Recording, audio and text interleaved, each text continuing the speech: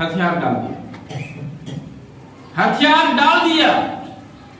अब जब हथियार डाल दिए तो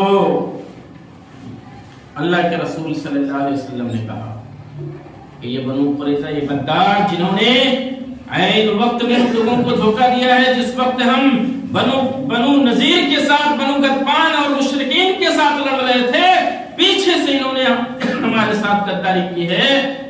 जितने भी मर्द हैं तमाम को बांधा जाए, जितने नौजवान यहूदी मर्द थे सबको बांधा गया, औरतों को अलग कर दिया गया। और इस तरह से सात दिन इस तरह से जब बांध दिया गया तो यहूदियों के बारे में फैसला करने के लिए साद बिन मुआज़ रज़ियल्लाहु ताला अन्हु को चुना गया कि इन यहूदियों के बारे में क्या फैसला किया जाए। ये यहूदी बनु कुरैज़ा के लोग जिन्होंने ऐन वक्त में और ऐसे वक्त में हमारे साथ गद्दारी की, जिस वक्त हम मुशरिकीन के साथ लड़ रहे थे, जिस वक्त बनु गतफान के साथ लड़ रहे थे, जिस वक्त बनु नज़ीर के साथ लड़ रहे थे, और हम उस वक्त बहुत मजबूर परेशान थे और पीछे से इन्होंने गद्दारी की थी। इनका मसला क्या, इसके साथ क्या मामला किया जाएगा? तो साद बिन मुआज़ रज़ियल्लाहु ताला अन्हु को इस मामले में फैसल बनाया गया। साद बिन मुआज़ रज़ियल्लाहु ताला अन्हु का ताल्लुक चूंकि बनु कुरैज़ा के लोगों के साथ भी था, मुसलमान थे, ताल्लुक था, और यहाँ तारीख और लंबी है, हम उस और अंदर नहीं जाएंगे। बहरहाल साद बिन मुआज़ रज़ियल्लाहु ताला अन्हु को फैसल बनाया गया कि इस मामले में साद बिन मुआज़ रज़ियल्लाहु ताला अन्हु जो फैसला करेंगे इन गद्दार यहूदियों के बारे में वही होगा। साद बिन मुआज़ रज़ियल्लाहु ताला अन्हु उनको लाया गया, उनके जिस्म में, उनके रग में, रग जो था गज़वे खंदक के मौके पर उसके रग में जख्म लगा हुआ था। साद बिन मुआज़ रज़ियल्लाहु ताला अन्हु को लाया गया और साद बिन मुआज़ रज़ियल्लाहु ताला अन्हु से कहा गया कि ये बनु कुरैज़ा के गद्दार लोगों के बारे में आप जो फैसला करेंगे सब मानने को तैयार है। साद बिन मुआज़ रज़ियल्लाहु ताला अन्हु ने कहा कि क्या मेरे फैसले को अल्लाह के रसूल सल्लल्लाहु अलैहि वसल्लम भी मानेंगे जो मैं यहूदियों के बारे में फैसला करूं? अल्लाह के रसूल ने कहा मैं भी मानूंगा। आप सल्लल्लाहु, तो साद बिन मुआज़ रज़ियल्लाहु ताला अन्हु ने कहा कि जितने भी इनके जंगजू मर्द हैं, जितने भी मर्द नौजवान हैं जो लड़ने के काबिल हैं, तमाम गद्दार यहूदियों को कत्ल किया जाए और इनके बच्चों को और इनके औरतों को कैद कर लिया जाए और इनका माल तकसीम कर लिया जाए आपस में। चुनांचे इन लोगों को कैद कर दिया, इन लोगों को बांध दिया गया जो लड़ने के काबिल थे, छोटे बच्चों को नहीं, औरतों को और छोटे बच्चों को अलग कर दिया गया। जो जंग लड़ने के काबिल थे तमाम गद्दार यहूदियों को बांध दिया गया और बांध दिए जाने के बाद एक एक करके तमाम यहूदियों को कत्ल कर दिया, खत्म हो गए।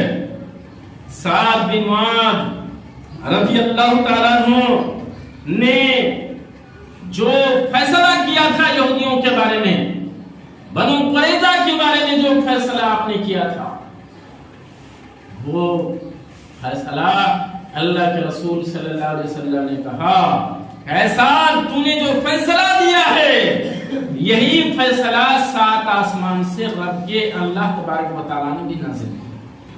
रब का भी यही हुक्म था कि ये गद्दार यहूदियों को कत्ल कर दिया जाए, लिहाजा गद्दार यहूदियों को कत्ल कर दिया गया। लेकिन उनमें से कुछ यहूदी थे जो हथियार डालने से पहले अल्लाह के रसूल सल्लल्लाहु अलैहि वसल्लम के पास भाग करके आए और उन्होंने आपकी रिसालत को माना, कलमा पढ़ा और मुसलमान हो गए और कहा कि हम जानते हैं कि आप सच्चे रसूल हैं। वो लोग मुसलमान हो गए और बाकी यहूदी कत्ल कर दिए गए। इस तरह से बनु कुरैज़ा का भी खात्मा हो गया और مکہ مدینہ کے جو ارد گرد یہودیوں کی 3 بستیاں تھی، تینوں کا صفایا ہو گیا. بنو قینقاع کو جلا وطن کر دیا گیا، بھگا دیا گیا مدینہ سے، اور بنو نذیر کو بھی مدینہ سے بھگا دیا گیا، اور تیسرا بنو قریظہ تھا، ان کو بھی بعض کے مسلمان ہو گئے اور بعض کو قتل کر دیا گیا، اور اس طرح سے مدینہ یہودیوں سے پاک صاف.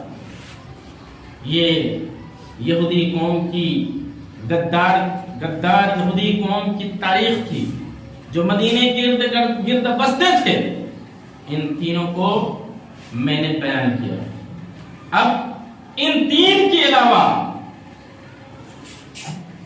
کچھ اور یہودی تھے جو اپنی قوم کے سردار تھے اور جن کے پاس اپنا قلعہ تھا. وہ لوگ ابھی بھی اپنا سر اٹھا رہے تھے. یہ تینوں قبیلے جو مدینے کے ارد گرد رہتے تھے، ان کا ختم، ان کا صفایا ہو گیا. لیکن یہودی میں سے کچھ یہودی تھے جو سردار تھے اور اپنا قلعہ تھا، ان لوگوں نے اپنا سر، یہ لوگ ابھی بھی اٹھا رہے تھے، اور یہ لوگ اب بھی غداری پر اتر آئے تھے. اللہ کے رسول صلی اللہ علیہ وسلم نے ان کا بھی کام تمام کروا دیا.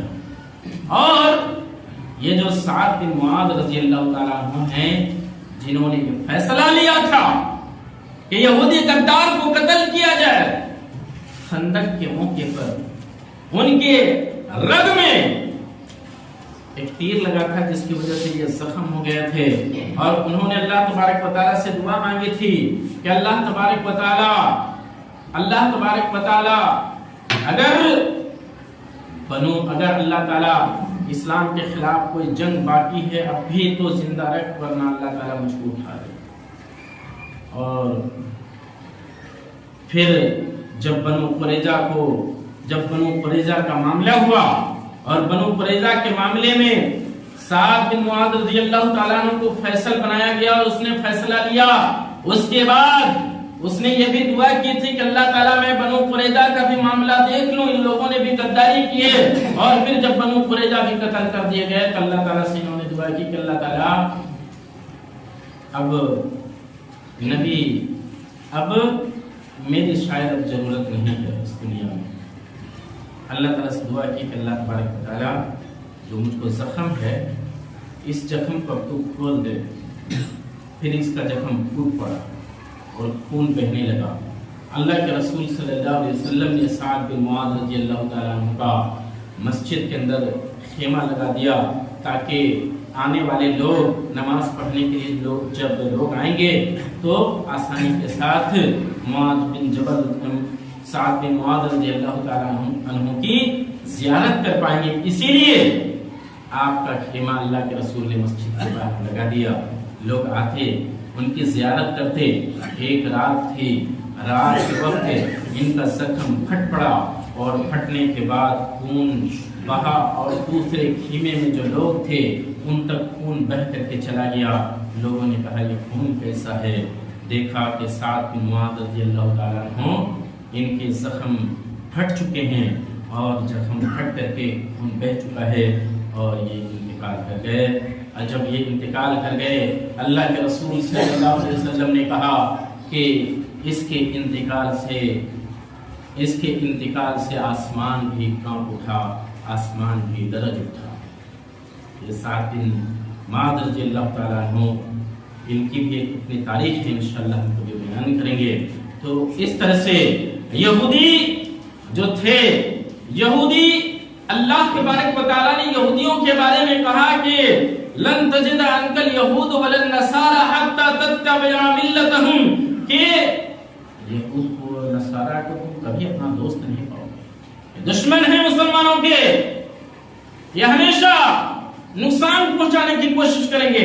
ان کی فطرت میں اسلام کے خلاف دشمنی ہے، اور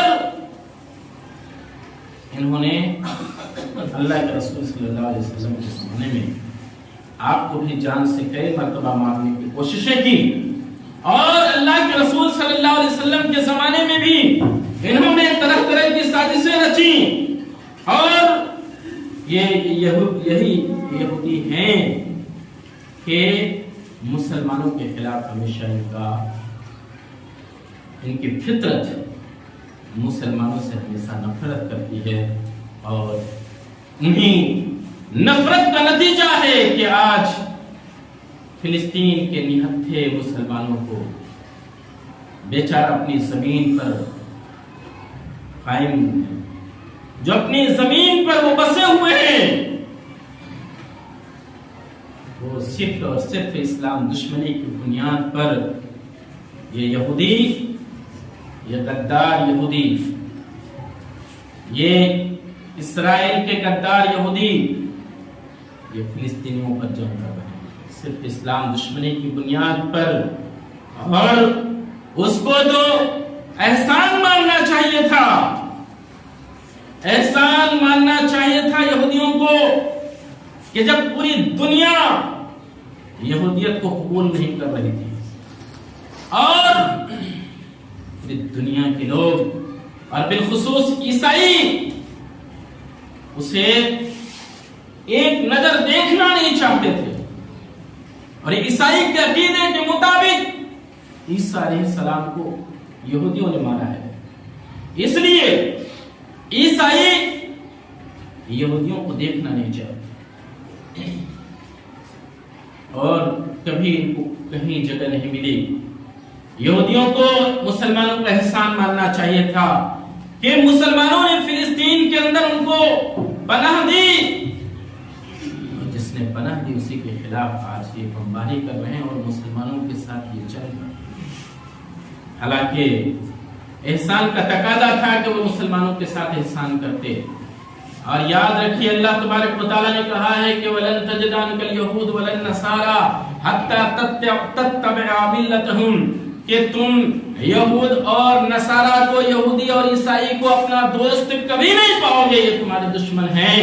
اور یہودی عیسائی آپس میں دشمنی ہونے کے باوجود بھی مسلمانوں کے خلاف جب آتے ہیں تو دوست بن جاتے ہیں۔ اور آج جب اسرائیل فلسطین پر بمباری کر رہا ہے تو کتنے عیسائی دنیا اس کی مدد بھی کر رہے ہیں، جبکہ آپس کے دشمن ہیں وہ، لیکن مسلمان کے خلاف جب لڑ رہے ہیں تو عیسائی دنیا اس کی مدد کر رہی ہے۔ محترم حضرات، وقت ختم ہو چکا ہے۔ اللہ تعالیٰ سے دعا ہے کہ اللہ تبارک و تعالیٰ ہمیں ہمارے جان، مال، عزت و آبرو کی حفاظت عطا فرمائے، اور اللہ تبارک و تعالیٰ ہمارے فلسطین بھائیوں کو جو اس وقت غدار یہودیوں کے ہاتھوں ان کی جان، مال اور عزت و آبرو کا جو نقصان ہو رہا ہے، اللہ تبارک و تعالیٰ تو امن عطا فرما۔ اللہ تبارک و تعالیٰ کو مسلمانوں کو عزت کی زندگی دے، اور جب ہمارا خاتمہ ہو تو ایمان کے حالت میں ہمارا خاتمہ ہو۔ آمین۔ وآخر دعوانا